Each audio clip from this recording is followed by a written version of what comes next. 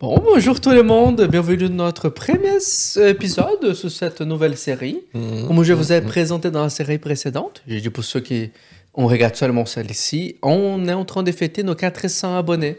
On remercie à tout le monde qui a décidé de s'abonner dans notre chaîne, de venir ici, de mettre des commentaires. Regarde, même la lumière est contente.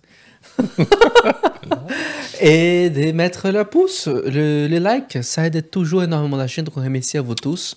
Donc on a décidé pendant ce mois de juin de 2025 de faire quelque chose de beaucoup plus chill, plus calme. Et après on reprend de toute la bogosité, les choses théologiques. Donc on a fait une série de 2 épisodes sur qui est Yann, en demandant sur le monde théologique, et également sur la bagnole, c'est sa deuxième passion. Et maintenant on va faire la deuxième série, aussi des 2 épisodes, qui se sont sur ses ouvrages. Les ouvrages qu'il a publiés et ce qu'il souhaite en faire. Justement, dans cette série-ci, qui ça va être 2 épisodes, vous pouvez mettre en commentaire ce que vous avez pensé des propositions qu'il y en a, les idées, et ça peut même influencer dans les ouvrages que tu vas publier prochainement. Pas ici tout de suite, la semaine prochaine, bien sûr, mais tu as une liste jusqu'à présent, ce que je peux bien voir jusqu'à présent. Oui, une liste. Même pour moi, c'est, excuse-moi, une surprise, parce que je ne connais que 2 ouvrages de notre très cher professeur. Et donc, dans ces 2 prochains épisodes, ça va être ça. La troisième série de ce mois de juin, ça va être des questions que vous avez posées. On a répondu énormément de questions que vous avez mis en commentaire parce qu'à la fin de chaque épisode, on dit que vous pouvez en faire. Il y en a pris quelques-unes qui, pour plus qu'on a répondu, on décide d'aller un peu plus loin. Mais, sans plus tarder, allons déjà dans les ouvrages que tu as publiés. En vérité, il y en a un spécifiquement que je voulais en parler aujourd'hui. C'est celui qu'on a fait une publicité l'année dernière. Ça a cartonné. C'était C'était au mois de juin. C'était en juin cette année? L'année Non, passée. l'année passée. Hein. Et on a même mis une publicité dans... Je pense que c'est Pierre et Pierre. Je me souviens plus. En tout cas, on a fait toute une série en montant un ouvrage. C'est justement celui-ci. C'est justement, C'est cette beauté ici. Oh, c'est la veuve casse-tête et les élus en quête. Donc aujourd'hui, on va connaître davantage cet ouvrage. Ça a cartonné dans le groupe Oasis. Si vous voulez savoir davantage, il y en a dans les notes, dans la description en bas. Comment arriver, comment trouver, comment l'acheter, tout ça. Mais on n'a fait qu'une petite publicité assez rapide. Tu es en train de dire, c'est sorti. Mais on n'a jamais vraiment parlé des... Non, qu'est-ce que c'est? Mais je vais pas non plus tout dire. Ah bien sûr, tu vas pas donner en 25 minutes les combien 150 pages 120 pages, là. C'est impossible, donc je ne vais pas tout dire, je sais. Mais déjà, tu peux donner une petite introduction de qu'est-ce que c'est l'ouvrage, et après je te donne des questions. Si tu veux. Ouais, donc tu peux nous dire qu'est-ce que c'est, déjà. Oui, ben voilà. Donc, l'ouvrage traite d'une parabole un peu spéciale chez Luc. Et, sauf erreur, je crois que c'est le chapitre 18. Oui, les 8 premiers versets du chapitre 18. Une parabole bizarre qui semble assez facile d'interprétation à la première lecture, mais qui, comme toujours dans la Bible, quand on creuse un petit peu plus, c'est beaucoup plus lourd. Elle n'est pas aussi claire que ça quand même, la parabole. Déjà, au niveau interne. Donc la parabole elle-même, c'est celle de la... De la veuve, du juge inique et de la veuve. C'est-à-dire qu'il avait un juge qui ne donnait pas sa justice, et il avait une veuve qui l'a fracassé jusqu'au point qu'il donne la justice. Ça fait une veuve qui réclame la justice à un juge qui en a rien à cirer de personne, quoi. Et puis de se poser la question, mais pourquoi cette veuve insiste tellement d'aller chez ce juge? Est-ce qu'elle pourrait pas aller chez un autre juge, par exemple? Et donc on voit que non, il n'y a pas la possibilité, réalité, d'aller chez un autre juge. Il n'y a que ce juge-là. L'interprétation basique qui donnait jusqu'à présent, c'était quoi? Eh bien, c'est justement déjà ce qui est la plupart des paraboles sont cohérentes. Enfin, elles font une bonne unité. Tandis que cette parabole, elle raconte une histoire bizarre, déjà de cette veuve qui réclame à un juge injuste la justice, que ce juge ne répond pas à la sollicitation de la veuve, Et il y a aussi cette chose bizarre, c'est que cette veuve est prête à lui littéralement casser la gueule. Ouais. Ouais.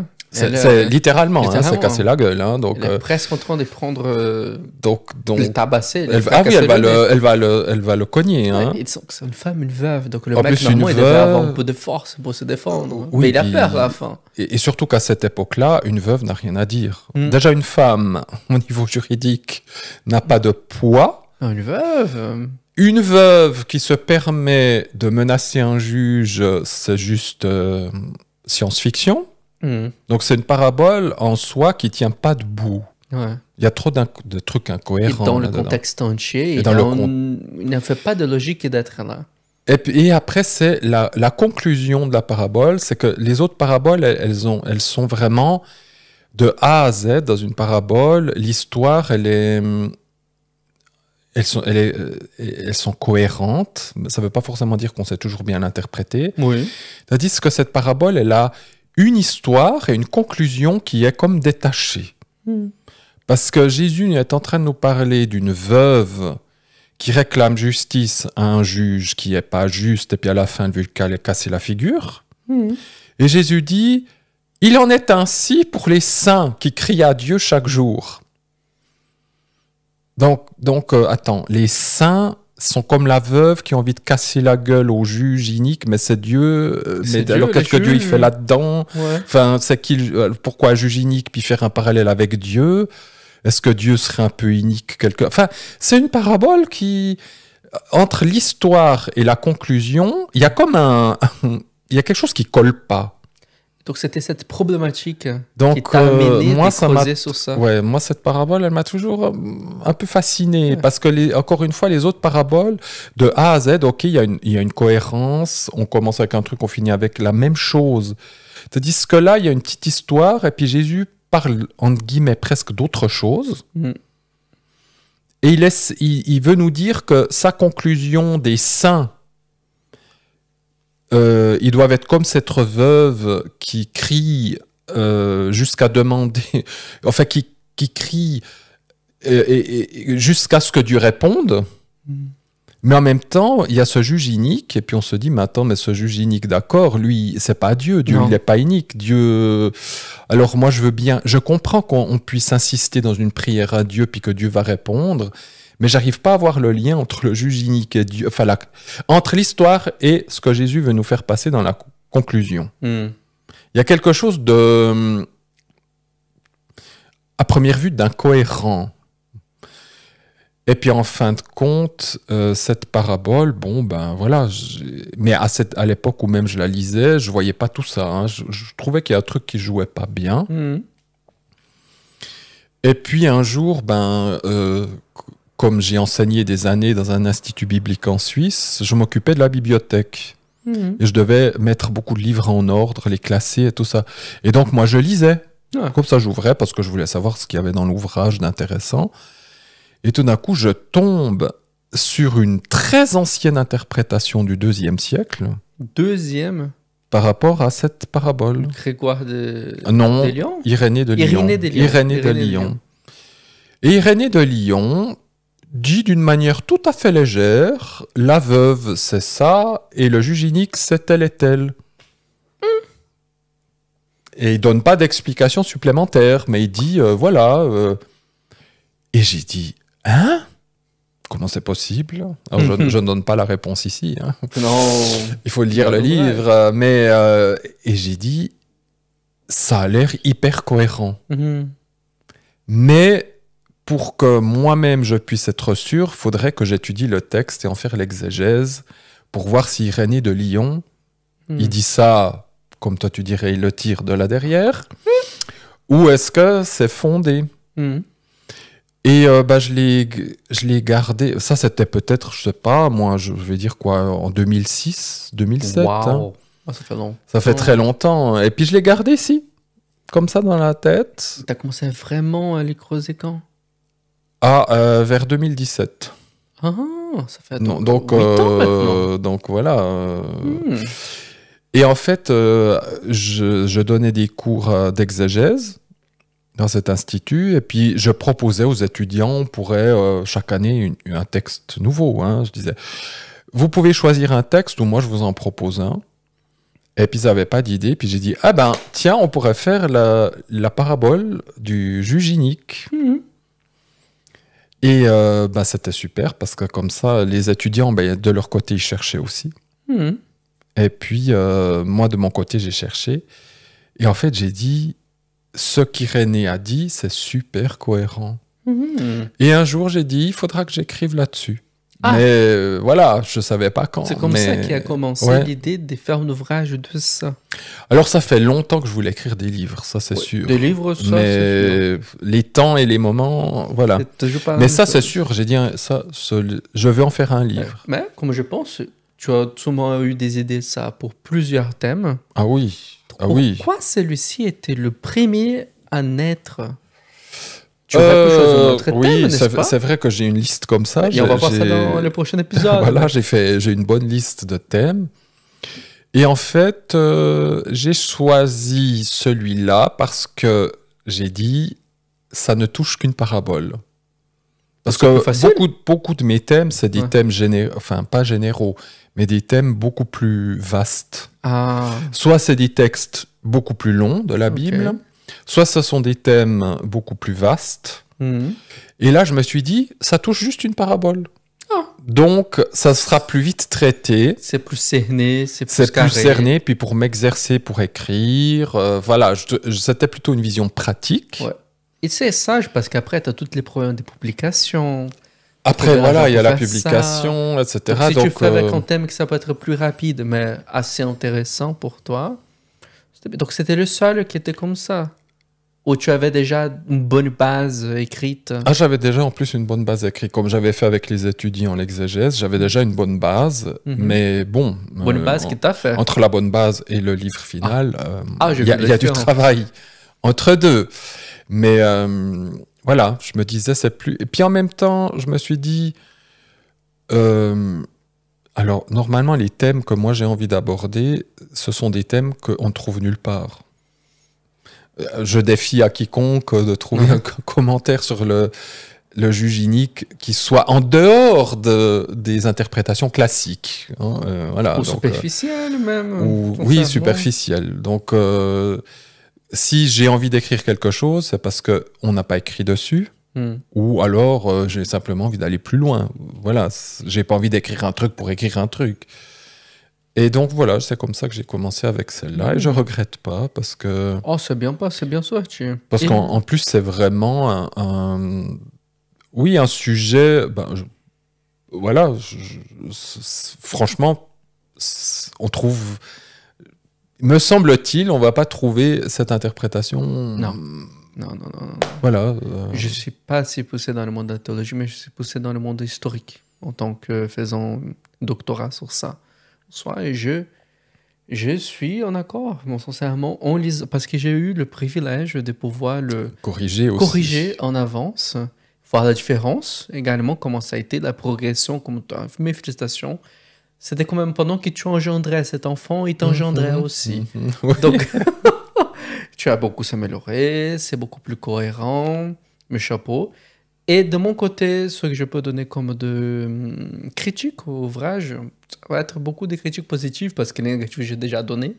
Et elles ont été corrigées, donc on est tous contents. C'est qu'il était très scientifique. Pendant que scientifique dans les points de dire qu'il y a une méthodologie derrière, c'est pas tiré de ses fesses, carrément.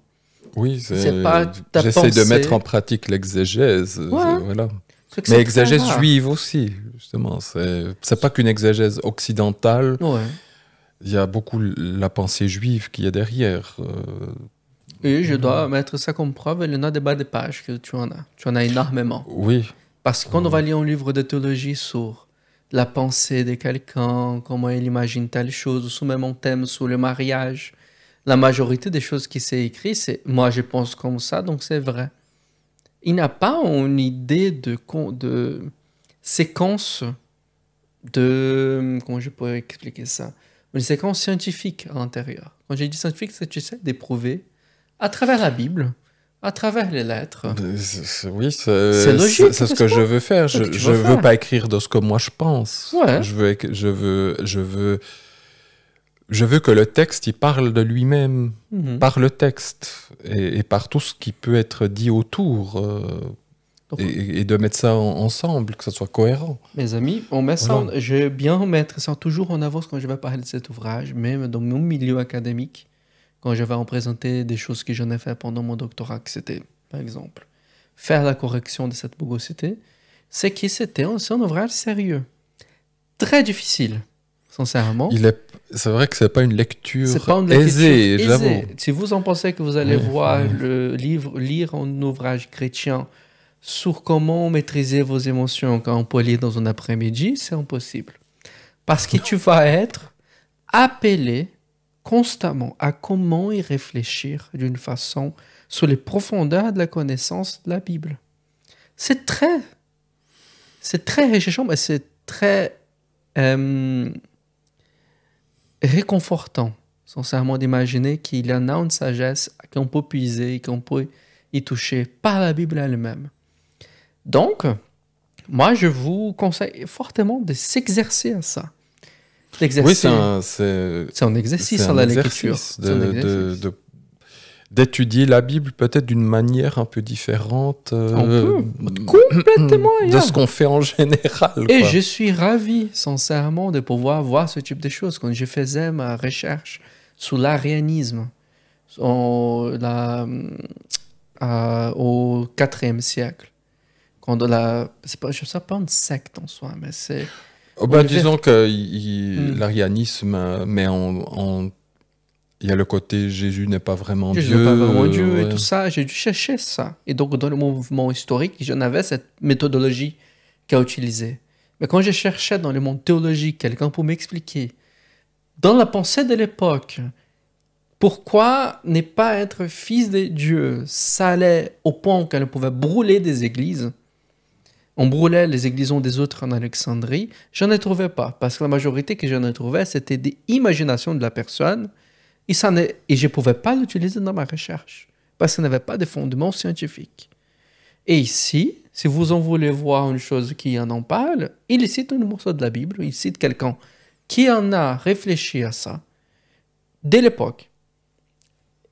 Et je ne veux pas me relever mon ami, tout ça, il est même silencieux, normalement c'est très différent, parce que c'est moi qui donne les questions à mon ami. Mais je vous assure, c'était fascinant de pouvoir corriger avec ça, et très recherché. Donc, on va finir avec ça, normalement, sauf si on a quelque chose d'autre pour parler de la veuve. Il faudra lire. Il y a le deuxième ouvrage qui vient. Le deuxième ouvrage. Et justement, il y a un deuxième ouvrage qui est en train de corriger maintenant. Un deuxième bébé. Un deuxième bébé. Un peu plus gros. En mastodonte, sincèrement. Et là, je peux sentir que c'est une recherche d'une vie qui est en train d'aboutir. C'est une façon, oui, là, maintenant. C'est vrai que... Recherche longue, bien faite, très profonde. Et j'étais très content, très historique. Donc, je n'ai plus vraiment pointer tout ce qu'il y en avait à l'intérieur. Oui, parce que c'est de l'histoire. C'est de l'histoire. Et donc, si on vous a tiré l'attention avec quel est cet ouvrage, on va l'annoncer dans le prochain épisode, justement. Donc, on va donner des idées, qu'est-ce que c'est. C'était un accord. Hein? Sinon, oui, bien sûr. Ouais. Oui. Donc, dans le prochain épisode, on va annoncer qu'est-ce que c'est. Donc, ça, vous pouvez voir le prochain épisode. En tout cas, dans les prochaines sessions, les prochains épisodes qu'on va faire, on va parler de cet ouvrage qui est en train d'être fait maintenant. Et quels sont les autres qui en possèdent dans la tête. Comme ça, vous pouvez mettre ça montrer votre influence dans les commentaires. Qu'est-ce que vous en pensez de ça? Et n'hésitez pas également de dire en commentaire dans cet épisode-ci qu'est-ce que vous avez pensé de cet ouvrage. Si vous avez lu, ça vous intéresse. Comment c'était la lecture. Oui. Ouais, comme ça, on a quand même un retour quelque part, parce que la majorité des personnes qui nous donnent des retours sont des personnes qui on connaît physiquement avec nous, ou qui nous envoient des lettres, ou qui nous écrivent pour qu'on puisse avoir davantage. Savoir comment c'était, en tout cas. Voilà, on a fait le tour. Finalement, on a un petit épisode pour connaître davantage comment s'est popé ce bébé. C'est quand même, c'était fascinant avec ça. Et mes amis, donc on se voit dans le prochain épisode. Au revoir.